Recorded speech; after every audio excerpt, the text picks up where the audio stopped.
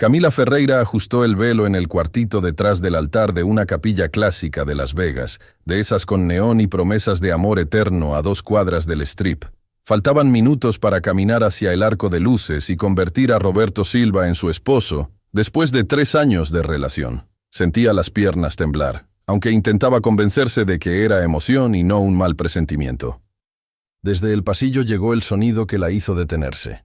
Primero una risa que reconocía con los ojos cerrados, luego murmullos apurados que parecían conspiración. La puerta estaba entreabierta. Por curiosidad y una inquietud imposible de explicar, se acercó sin hacer ruido. Reconoció el tono del padrino principal, la forma nerviosa del segundo padrino y, sobre todo, la seguridad cruel en la voz de Roberto. En segundos, su mundo se movió de lugar. Lo que escuchó no fueron palabras de amor, sino un plan. El prometido presumía que, una vez firmado el acta, todo sería cuestión de tiempo para manipularla, conseguir poderes sobre los negocios de su papá y liquidar propiedades sin que nadie lo notara. Arrogante, explicaba que Camila estaba perdida por él y que la ingenuidad de ella haría fácil un acceso total. Incluso dejó escapar insinuaciones oscuras sobre la posibilidad de deshacerse de la relación cuando ya no le sirviera. Los padrinos se mostraban tensos. Uno insinuaba dudas morales, el otro pedía que frenara. Roberto los tranquilizaba con la frialdad de quien había practicado ese papel demasiadas veces. Camila sintió que el vestido, caro, perfecto, escogido con paciencia, se volvía una armadura pesada. Se apoyó en la pared para no caer. En pocos minutos, supo también algo que nunca imaginó. El hombre con el que pensaba construir una familia arrastraba deudas enormes con casinos y prestamistas en el valle, y estaba desesperado. Mencionaba montos que para ella sonaban irreales. Sumaba un detalle más. La madre de él conocía los problemas y veía el matrimonio como una solución. Todo calzaba de golpe, como piezas de un rompecabezas que siempre estuvo frente a sus ojos. La marcha nupcial empezó a sonar. Camila no gritó, no corrió, no hizo un escándalo que diera de comer a las miradas.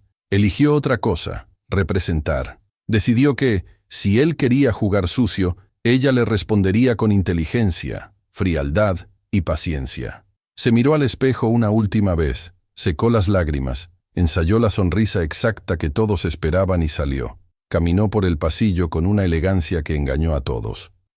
Los invitados se voltearon encantados, los teléfonos capturaron cada paso. Su padre, Eduardo, un hombre hecho a pulso que en California y Nevada administraba estaciones de servicio y 2 diners, la recibió con una mezcla de orgullo y ternura. Ella notó algo que antes no había visto. Del lado de Roberto había poca gente, rostros tensos, una madre con cortesía forzada. Entre los padrinos asomaba culpa. Aún así, la ceremonia transcurrió con normalidad. Camila aceptó, pronunció votos con voz firme, recibió el beso con la serenidad de quien ya decidió su destino.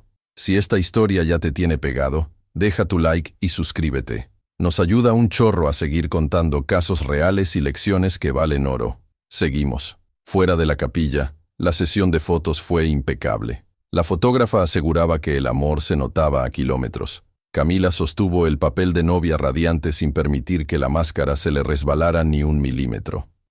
Por dentro, diseñaba un plan. Sabía que el objetivo de él no era el matrimonio, sino el acceso. También entendió que el enemigo no era solo un hombre ambicioso. Había deudas, gente peligrosa y un reloj contando hacia atrás.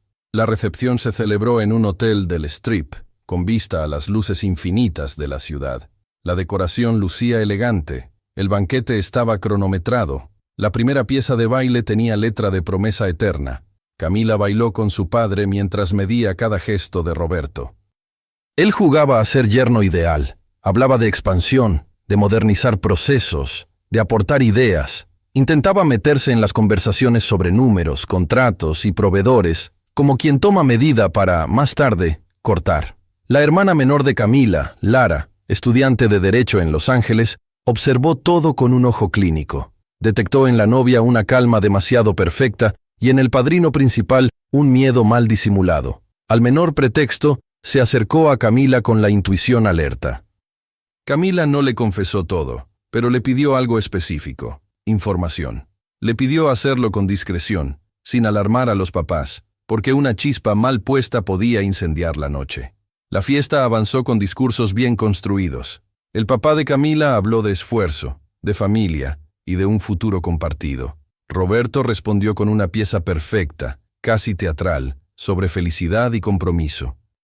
En la pista, entre una canción y otra, Marcelo, el padrino, se movía rígido, incapaz de sostener la mirada de la novia. Tiago iba y venía, inquieto, como si cargara un secreto que quemaba. Con cada minuto que pasaba, Camila confirmaba algo. Roberto no era solo un estafador de oportunidad, era un apostador con un sistema, alguien que repetía un patrón. Recordó el inicio de su relación y entendió que el encuentro casual en un centro comercial de Las Vegas quizá nunca fue casual. Empezó a ver señales pasadas con luz nueva, ausencias justificadas con trabajo, horarios que no cerraban, explicaciones siempre razonables. Lara se movió rápido. Con 2 llamadas y una búsqueda cuidadosa, consiguió rastros públicos, registros de demandas civiles, protestos de deudas, expedientes que sugerían que Roberto había intentado aproximaciones similares con otras familias en el estado y fuera de él. A Camila le llegó el resumen en un mensaje discreto. El historial no era bueno. Había cancelaciones de compromisos de última hora, deudas con personas que no jugaban limpio y un empleo perdido en circunstancias poco claras.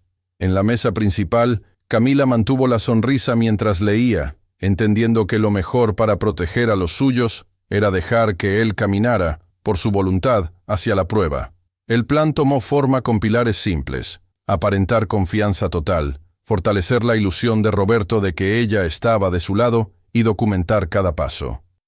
Era indispensable evitar riesgos físicos, por lo que decidió moverse con asesoría. Su padre tenía abogado de cabecera, y su hermana se ofreció para ordenar legalmente todo lo que fuera quedando registrado. Camila se prometió no improvisar fuera de ese marco. Al terminar la fiesta, la suite nupcial del hotel los recibió con silencio. Roberto mostró alivio al cerrar la puerta, como si por fin pudiera soltar el personaje. Camila notó que él no tenía deseo de intimidad. Lo que tenía era prisa. Prisa por comenzar a mover piezas, cuentas, poderes, accesos, nombres de proveedores, estructuras de pago. Ella fingió cansancio. Necesitaba tiempo para activar a Lara, para hablar con su papá y, sobre todo, para que Roberto creyera que tenía el control. A la mañana siguiente, Roberto se levantó temprano y se mostró ansioso por planear el futuro. Camila le concedió la narrativa. Lo dejó hablar de cuentas conjuntas, de integración financiera como signo de confianza total. Hizo que él se sintiera escuchado y al mismo tiempo pidió un pequeño espacio para procesar el cambio. Mientras él se duchaba, ella escribió a Lara para marcar prioridades, identificar acreedores, mapear riesgos y definir cómo blindar legalmente las empresas de su papá. Recién salidos del hotel, Roberto propuso cancelar la luna de miel para no perder oportunidades con el suegro. Camila accedió sin protestar. Era la confirmación que necesitaba. Para él, el viaje era un obstáculo, no una celebración. Al mediodía, Camila habló con Eduardo. No soltó todo de golpe, plantó dudas razonables. Sugirió que, si Roberto se ofrecía para ayudar, la empresa podría darle tareas limitadas, jamás acceso total, y que cualquier autorización quedara vigilada y con tope claro. El papá, prudente por naturaleza, aceptó avanzar con pies de plomo y prometió consultar al abogado de la familia. Fue en esos días cuando la presión externa asomó con fuerza. Las llamadas a Roberto crecieron en frecuencia. Él intentaba ocultarlas, pero su ansiedad lo traicionaba. Manos inquietas, mirada que evitaba cruces, respuestas cortas. Camila no necesitó escuchar palabras para entender que el plazo con prestamistas y casas de juego clandestinas estaba por vencerse. Eso la empujó a acelerar una pieza del plan, mostrar apoyo económico controlado para que él creyera haberla atado emocional y financieramente. Con una transferencia moderada desde su cuenta personal, ella le quitó temporalmente peso de encima y al mismo tiempo ganó lo que más necesitaba: acceso a su estado mental. Roberto se relajó lo justo. Bastó para que, a los 2 días, insistiera en una procuración para ayudar de verdad en la empresa del suegro. Camila actuó como puente y sugirió a su papá una autorización estrictamente limitada, con topes por operación y reporte diario. El abogado de la familia redactó un documento con límites claros. Montos pequeños, nada de transferencias entre cuentas sensibles, cero acceso a decisiones estratégicas. Eduardo lo firmó frente a testigos, con toda la formalidad. Para Roberto, ese papel fue una señal equivocada. Lo leyó como confianza plena. Camila vio la chispa en su rostro y supo que el juego había entrado en la fase decisiva. Esa noche, él se quedó trabajando tarde en la oficina del suegro. Ella, atenta, no fue a buscarlo ni preguntó de más. Tomó nota de movimientos, horas y hábitos. Desde la calle, verificó luces encendidas en el piso ejecutivo y lo vio salir por la puerta trasera con una carpeta que no había llevado por la mañana. No se precipitó. Prefirió avisar a su papá y revisar al día siguiente con inventario en mano. Todo estaba en su sitio. El hallazgo fue otro: la necesidad de Roberto por tantear límites. Lara, entretanto, había confeccionado un dossier completo. Deudas acumuladas que superaban con holgura cualquier favor familiar, antecedentes de demandas, nombres de acreedores y un calendario probable de cobros. La conclusión era clara: el tiempo jugaba en contra de Roberto y, por consecuencia, a favor del plan de Camila. Cuando él pidió otro préstamo más grande y habló de urgencias inaplazables, Camila entendió que había llegado el momento de exponerlo con pruebas incontestables. La estrategia legal se cerró con precisión.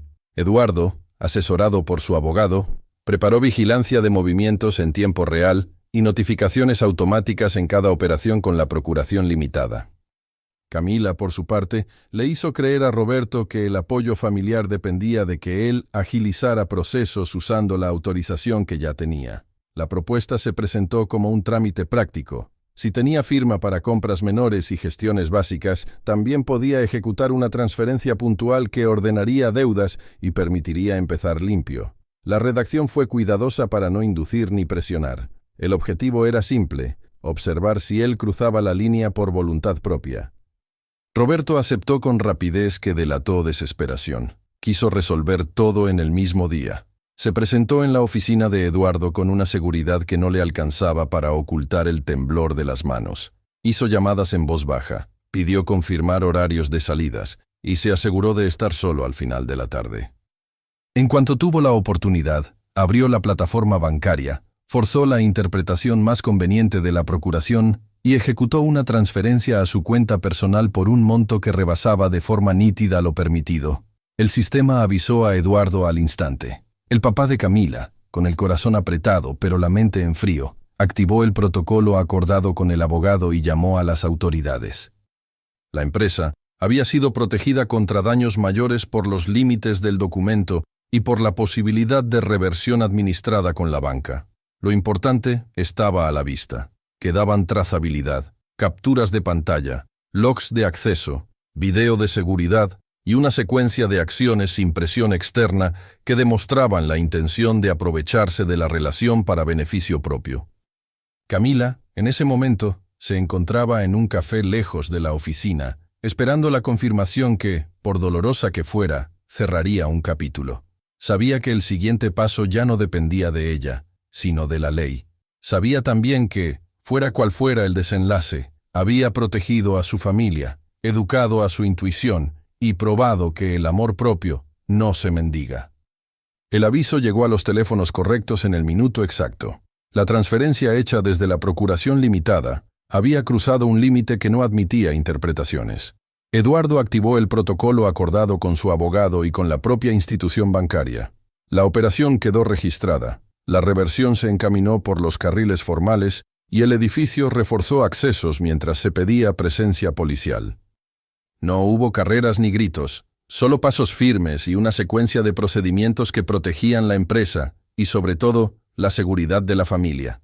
El arresto ocurrió sin espectáculo. Roberto intentó sostener la narrativa de que todo formaba parte de un apoyo familiar, pero la trazabilidad lo contradijo. La letra de la procuración, los topes por operación, los reportes diarios exigidos y el hecho de que la transferencia se dirigiera a su cuenta personal construían una historia distinta. Las cámaras del piso ejecutivo lo mostraban preparando la maniobra en soledad, revisando horarios y buscando el momento en que nadie pudiera interrumpirlo.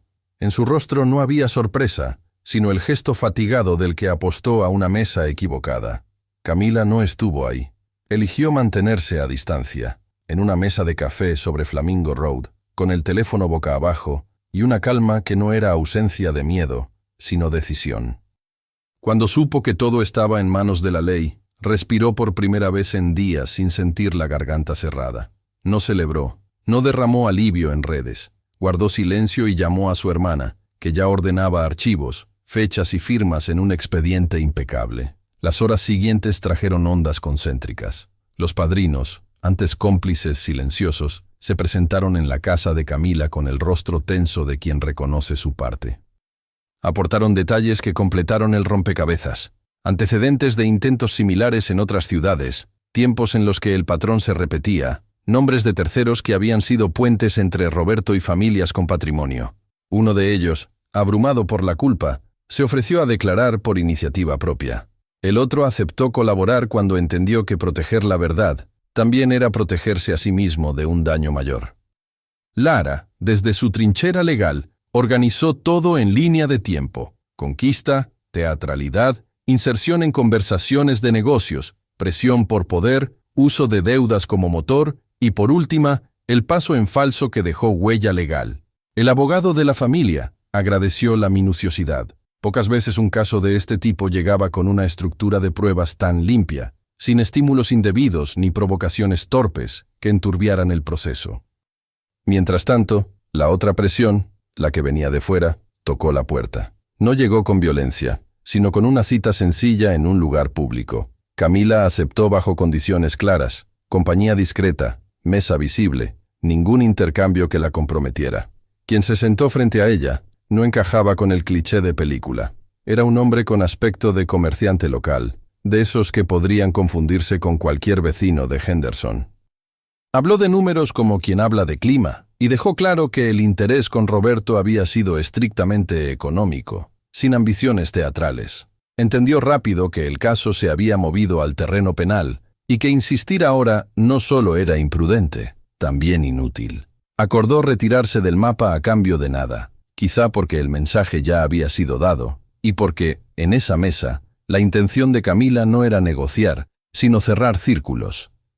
Días después, la primera comparecencia dejó ver la ruta judicial. La procuración limitada, redactada con detalle, se volvió protagonista involuntaria. Su existencia probaba que la empresa había establecido fronteras, que el acceso de Roberto tenía alcances definidos y que la transferencia rebasaba lo permitido de forma indiscutible. El banco entregó registros, el sistema de videovigilancia aportó imágenes, la plataforma marcó IP, hora y credenciales. Los testimonios de Marcelo y Tiago añadieron contexto sobre la intención original. No se trataba de un error administrativo ni de una confusión doméstica, era un plan. Camila decidió visitar a Roberto una sola vez, no por nostalgia, sino por higiene emocional. Llegó con la misma serenidad de la noche de la boda, y sin cruzar palabras, entendió que no había nada que recuperar. Vio a un hombre consumido por sus decisiones, por un juego que le salía caro desde mucho antes de conocerla. No buscó culpables de afuera ni concedió el consuelo fácil de pensar que otro destino era posible si las cosas hubieran sido distintas. Salió con la certeza de que esa puerta debía quedarse cerrada para siempre. El proceso avanzó con la lentitud normal del sistema, pero sin tropiezos. La defensa intentó presentar la relación como excusa, dijo que había cariño, habló de acuerdos implícitos y de ayudas propias de la familia política. Las pruebas documentales decían otra cosa. El juez observó límites, fechas y montos. Señaló que el papel firmado no era licencia para vaciar cuentas ni atajo para problemas personales. Con el tiempo, llegó la sentencia, pena de prisión y una orden clara de reparación del daño en la medida de lo recuperable. No hubo espectáculo mediático, hubo cierre. Camila no se convirtió en comentarista de su propia vida. No escribió hilos virales, ni convirtió su dolor en mercancía. Sí habló en privado con otras mujeres que, contactadas por Lara, habían pasado por historias cercanas con nombres distintos y tácticas similares. Les compartió lo que a ella le funcionó: revisar patrones, anotar inconsistencias, guardar capturas, pedir ayuda profesional temprano, blindar a la familia antes de cualquier confrontación y, sobre todo, no confundir amor propio con venganza ciega. Aprendió que la inteligencia emocional no se mide por aguantarlo todo, sino por saber cuándo irse y cómo proteger lo que de verdad importa. La vida práctica se reacomodó con pasos concretos. El apartamento cambió de piel. Muebles nuevos, colores distintos, fotografías que no hablaban del pasado. La empresa de Eduardo fortaleció controles, separó firmas, instaló dobles autorizaciones y capacitó a gerentes en protocolos que antes se daban por sentados. Eduardo, que siempre había sido prudente, entendió que la confianza también se cuida con procesos. El corazón, por su parte, no recibió órdenes. Tardó lo que necesitó. Un año después, lejos de los casinos y de las capillas rápidas, Camila conoció a alguien en un entorno tan cotidiano que, por eso mismo, resultó inesperado. Fue en una campaña de salud para mascotas organizada por empleados de las estaciones de servicio. Un veterinario de manos pacientes, más conversación que discursos, poco interesado en brillar y muy dispuesto a escuchar, se ofreció para atender gratis los animales del personal. Se llamaba Pedro Morales y no llegó con promesas, sino con constancia. El acercamiento fue sin prisa. No hubo grandes gestos ni declaraciones de película. Hubo cafés después del trabajo, caminatas al atardecer por el Desert Breeze Park, visitas a refugios de animales y risas de esas que se escapan cuando nadie intenta provocarlas. Camila no buscó señales de alarma con paranoia, las observó con calma. Confirmó que lo que veía en público coincidía con lo que existía en privado y que el discurso no se peleaba con los actos. Cuando decidieron casarse, eligieron lo opuesto a la primera vez. No hubo strip, ni neón, ni banquete coreografiado. Escogieron una ceremonia sencilla en Red Rock Canyon, con familia cercana y viento tibio. Camila usó un vestido sin adornos, uno que parecía hecho para caminar y no para soportar. No necesitó demostrar nada. Pedro llevó un anillo comprado con ahorros honestos y una promesa que no se medía en frases perfectas, sino en hábitos, claridad con el dinero, comunicación cuando algo doliera, respeto en desacuerdos, equipo cuando la vida apretara. El pasado, aún resuelto por la ley, siguió enviando pequeñas notas. Hubo un día en que un desconocido en un centro comercial intentó repetir la vieja coreografía del choque accidental, con café derramado y sonrisa ensayada. Camila no sintió rabia ni miedo. Reconoció el guión y siguió caminando sin darle protagonismo. Entendió que la verdadera victoria no estaba en ver a otro caer, sino en no volver a caer ella en el mismo cuento. Con el tiempo llegó la noticia de que Roberto obtuvo libertad antes de cumplir la totalidad de la condena. También llegó el rumor de que había dejado Nevada para empezar en otro estado. Camila no buscó comprobarlo. Guardó para sí un deseo sobrio, que él aprendiera por fin a vivir sin trampas. Y si no lo hacía, que su historia al menos sirviera de advertencia para alguien más. El cierre real no fue una firma ni una sentencia, sino un día común. Camila preparó café en casa. Se sentó frente a la ventana, miró la luz desbordarse sobre los techos de Spring Valley y sintió algo que llevaba años sin visitar. Paz, sin condiciones. No era felicidad estridente ni alivio eufórico. Era una calma simple, como la superficie lisa de un lago cuando no sopla el aire. Antes de salir a trabajar, abrió el teléfono y escribió 3 líneas para ella misma. Que la intuición no se apaga, se entrena, que las promesas no valen sin procesos, que amar también es poner límites con cariño. Guardó esas notas en el mismo archivo donde, meses atrás, había guardado capturas, fechas y pruebas. Ya no las necesitaba, pero le gustó pensar que ese documento contaba 2 historias opuestas: cómo se protege una empresa y cómo se protege un corazón. Si llegaste hasta aquí, cuéntame en los comentarios qué hubieras hecho en el lugar de Camila. ¿Habrías confrontado en la capilla? ¿Habrías desaparecido sin mirar atrás? ¿O habrías construido una estrategia como la de ella? Tu opinión puede ayudar a alguien que ahora mismo está en una encrucijada similar. Y si esta historia te dejó pensando, apóyanos con tu like, suscríbete y activa la campanita. Así no te pierdes las próximas historias reales con lecciones que, a veces, valen más que cualquier curso caro. Nos vemos en el siguiente video.